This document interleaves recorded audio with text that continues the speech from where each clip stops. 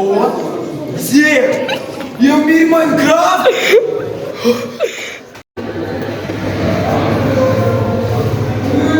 Есть первое дерево!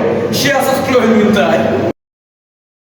Так, топорики есть, кирка есть и даже меч. Отлично. Надо сделать дом, либо пойти в шахту. Что же надо выбрать? Мне кажется, пойти в шахту. Да, хорошее место. Если тыква, то значит близко к деревне. Еще и река, еще и поляна. Что за кайф? Так точно можно пройти майнинг. Так, топорик есть, кирка есть, меч тоже скрасил. Ладно, сейчас нужно найти деревню и скопать шахту, побежать.